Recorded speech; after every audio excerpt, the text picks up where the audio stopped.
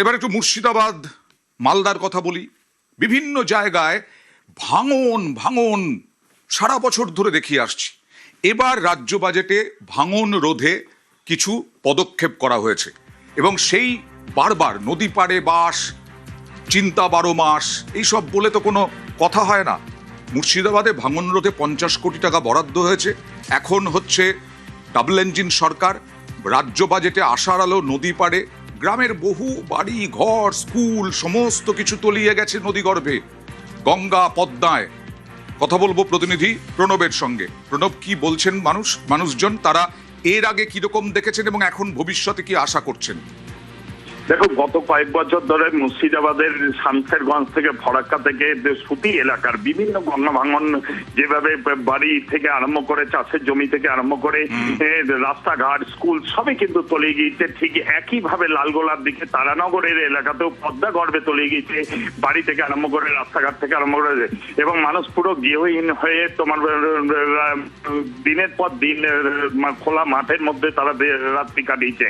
এবং তারা কিন্তু বারে বারে দাবি জানিয়েছিল কেন্দ্র সরকার এবং রাজ্য সরকার যৌথভাবে এই কাজটা শুরু করুক, নাহলে কিন্তু একার পক্ষে সম্ভব নয়।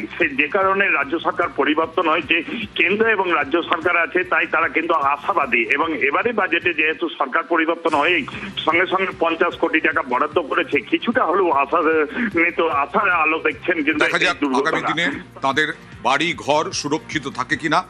অর্থমন্ত্রী স্বপন দাশগুপ্ত সোমবার বাজেটেই এই ঘোষণা করেছিলেন। জঙ্গিপুর এলাকায় মারাত্মক নদী ভাঙন, বন্যা প্লাবনের মতো বিপদের ঝুঁকি আছে এবং বন্যা প্রতিরোধ ও পুনর্বাসনের কাজ জন্য আমি 50 কোটি টাকা বরাদ্দ করতে দিচ্ছি। আর এই ঘোষণায় স্থানীয়রা আশার আলো দেখছেন। দেশ মজুরি খেটে খেয়ে আমরা কিছু করেছি, বাড়িঘর করেছি, নদী গর্ভে চলে গেছে। নতুন সরকার এসে যদি আমাদের দিকে তাকিয়ে কিছু অবদান আমরাকে দেয়, তাহলে আমরা আগামী দিন কিছু করতে পারবো। জানলেন, সরকার যদি আমাদের দিকে তাকিয়ে দেখে। আগকার সরকার জায়গা দিল আমরাকে, খাল ডোবাই জায়গা দিয়েছে। জানলেন, খাল ডোবাই যেটা ভরত নদী বলছে সেখানে দিয়েছে।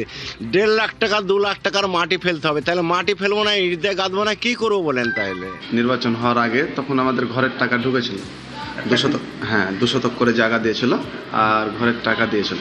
তো প্রথম কিস্তির টাকা ঢুকে গেছে এবং প্রথম কিস্তির টাকা ঢুকে যাওয়ার পর আমরা ওই নিন্টন অবধি করেছি। তারপরে দ্বিতীয় কিস্তির টাকা এখন অবধি ঢুকেনি। আমরা চাইছি যে সরকার এখন আছে তাদের কাছে চাইছি যেন এই দ্বিতীয় কিস্তির টাকাটা আমাদের খুব তাড়াতাড়ি ঢুকে যায়। নদী বাঁধনের কাজটা খুব ভালো করে যেন করে। এই বস্তা দিয়ে কাজ এটা ভালো হচ্ছে না।